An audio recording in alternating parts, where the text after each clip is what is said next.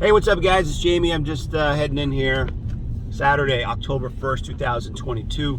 Just want to talk really quickly about, persistence and patience when you're investing. So, I have a friend of mine named Gary. I talked about a little while back.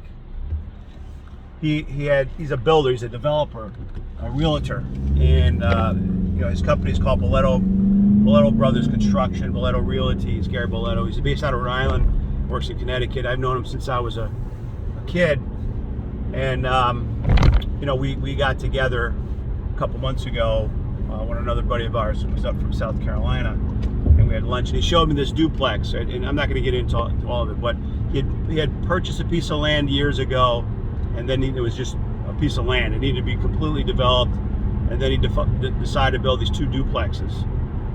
And so two side-by-side duplexes, so ultimately 4 units, and large units there. The square footage, I want to say, is almost 4,000 square feet, per unit. So they're pretty large. 3,600. They had 2 floors and a couple of rooms in the basement.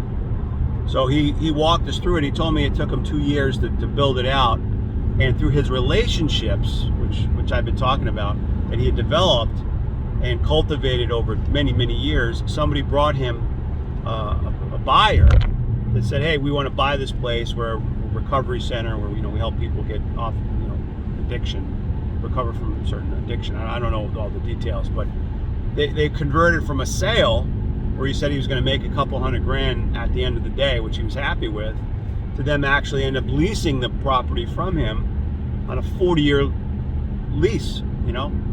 So the property value went way up because of that. If he was to sell it, because now he has a zero vacancy 40-year lease. So if an investor came in and was going to buy that asset, right, that's what's in the portfolio. So when you are wondering where you put your money, now it took him a couple years to get that done, and even years before that where he just acquired the land. But if you're patient and you have conviction where you say, "I know this is going to pay out."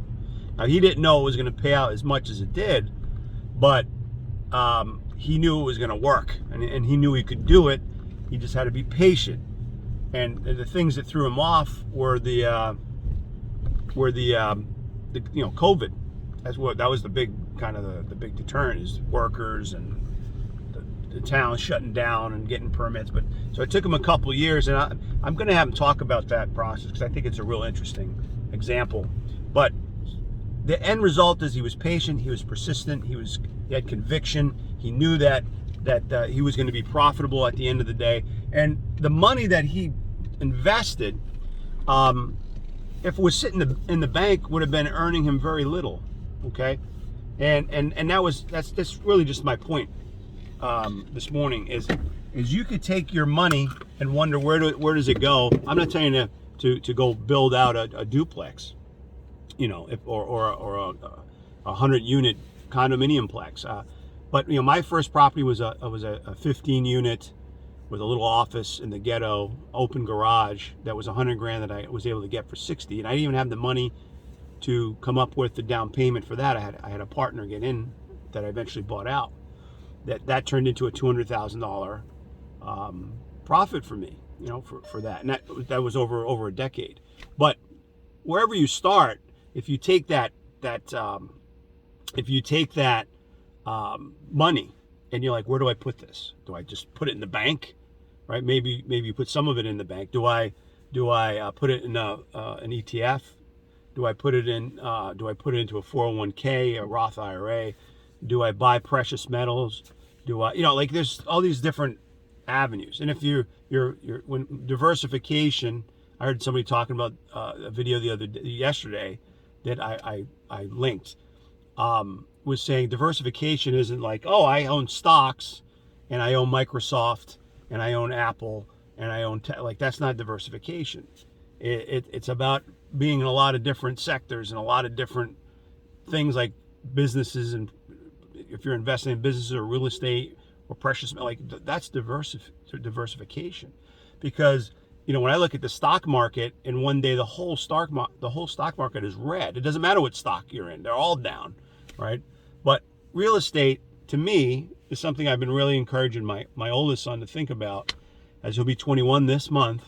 And I'm like, hey man, you got to get a property when you get out of the Army, and you have no accountability to yourself, meaning children, pets, your school is going to be paid for.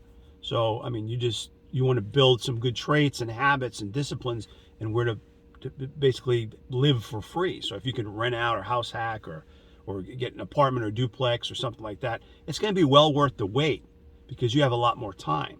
So if you're a younger person, like my son's age, 20, 21 years old, or if you're 25 or 30, I was talking to a 27-year-old guy yesterday who's an electrician, and he was trying to convince his wife to get a multifamily. She's against it. She's like, I don't want to be a landlord. But I'm like, man, you got to do it, because 10 years from now, the 37-year-old you is going to thank the 27-year-old when you have a couple of those, right? Or when they're paying for themselves and you have those assets for you and your children, and it gives you some freedom. And he's like, man, I know it. You're right. I just got to convince her. So I think when you're trying to figure out where to put the money, real estate is a good place to put it, but you got to be patient, right? That it's going to pay off. It may not happen overnight. I have a friend of mine that wants to do a little business thing with me. My buddy in Texas, love the guy. He's like my brother. He's like my older brother. He's not my brother, but he's like my older brother. And he's in really a good position where he can invest in some stuff. And I said, hey, we can do this thing, and I'll give you 20% in 4 months. And then he's like, well, do I have to wait 4 months? I was like, man, where are you going to put your money and get a 20% return in 120 days, right? And he's like, yeah, that's true. So you look at these different things. Some are volatile, risky, and other things are smaller percentage, but they're guaranteed. Like I was talking about, I heard about the I-bond at 9.62% on the USTreasury.net for 6 months, 9.62%. But wherever you're putting your money, at the end of the day, that expiration date, whether it's 4 months, 6 months, a year, 2 years, there's going to be a payout. That payout could be negative, right? It doesn't pan out, or you get a return. Your $100 becomes $105. But if inflation goes up and your value of the money goes down, then that $5, that 5%, the 6%, whatever it is not enough, right? So you're trying to maximize the value. But one thing's for sure, sticking the money under your pillow in the bank is not helping you. They're reinvesting that money. So you got to look at this stuff. You got to think about it.